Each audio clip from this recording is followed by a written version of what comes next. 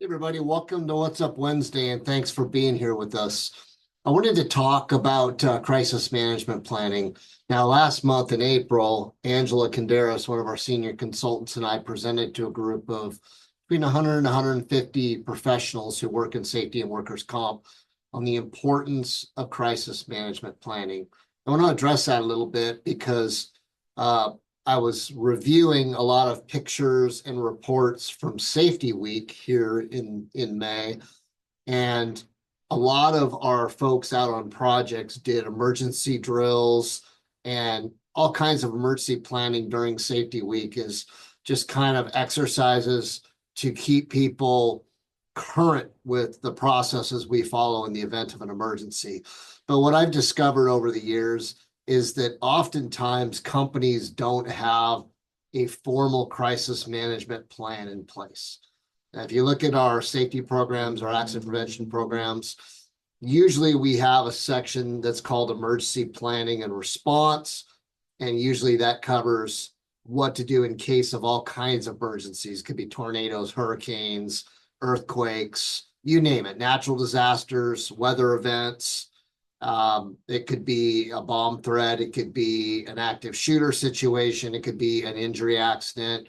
It could be an equipment collapse on a project. It could be any number of things. And that's kind of covered in our emergency planning section or our program within our safety program, safety manual.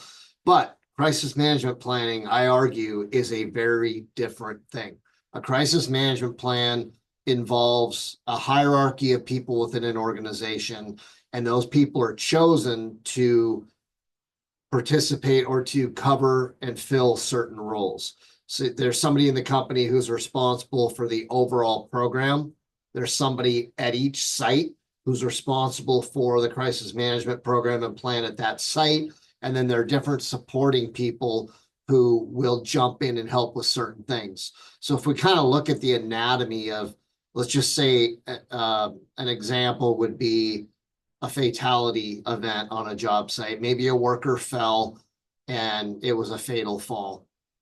We're dealing with a lot of issues. We need to find out why. We need to obviously we need to contain and preserve the scene so we can do an investigation.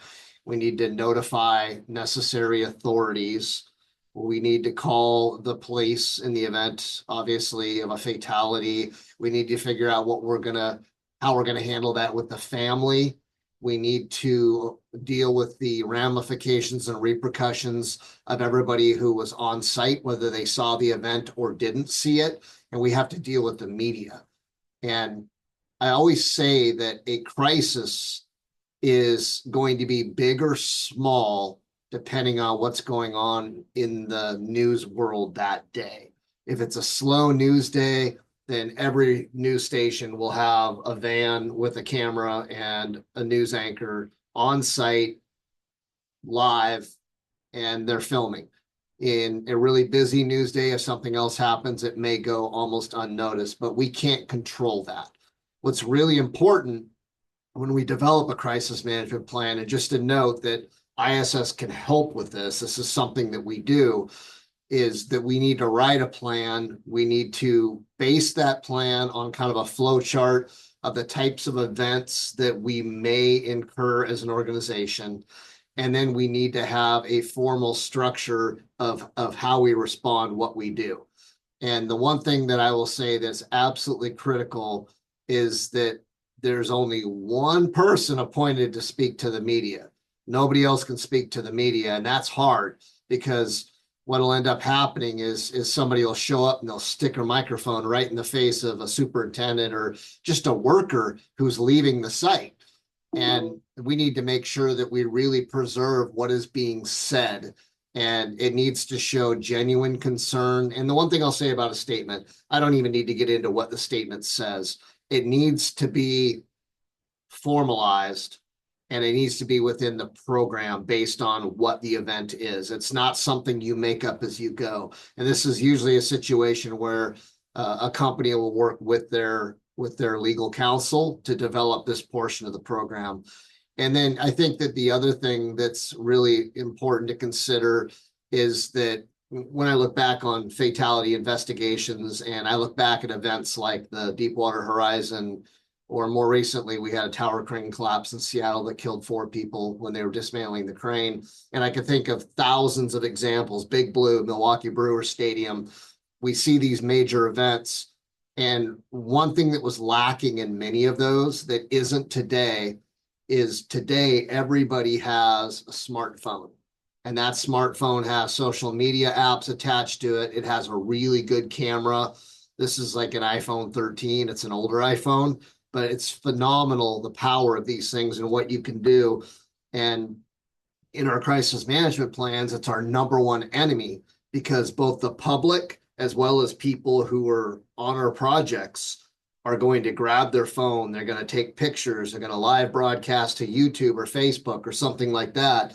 And again, there's something in our plan that we need to address, and it's something we need to talk about on our sites and on our projects when we're orienting our people that look, phones, cameras, social media, broadcasting what's going on, it's not allowed. Because the worst thing we can have happen is somebody starts broadcasting what happened and the facts aren't real, but the media accepts them as real because they're being presented with pictures and whatnot. So something to think about. If you don't have a crisis management plan and strategy in place, I would highly encourage having it. And then the most important thing is that's just the beginning, that it's practice, practice, practice. We need to run drills. We need to run exercises at least once a year, ideally twice, because we're not going to be ready for those events, just like we aren't for a fire drill or something else, unless we're practicing those events and practicing our plan. So hopefully that's helpful. We'll see you next Wednesday.